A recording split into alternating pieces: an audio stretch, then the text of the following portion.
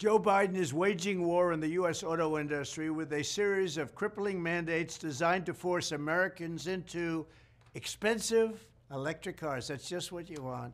Even as thousands of electric cars are piling up on car lots, all unsold.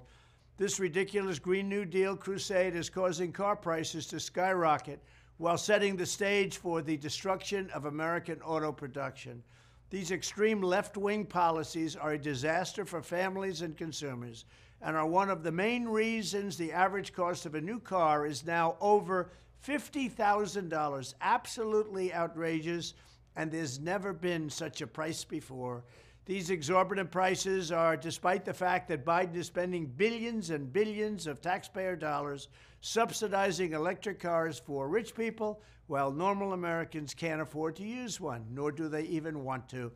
Biden is killing American consumers, and he's also killing U.S. manufacturing.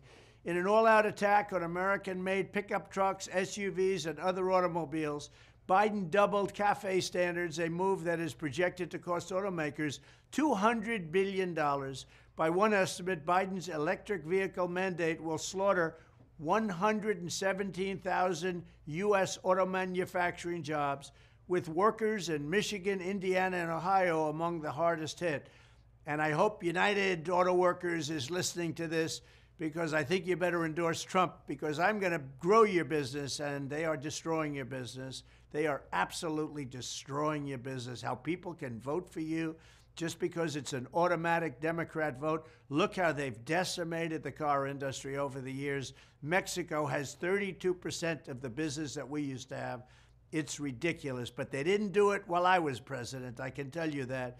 If Biden's assault is not stopped, American auto production will be totally dead.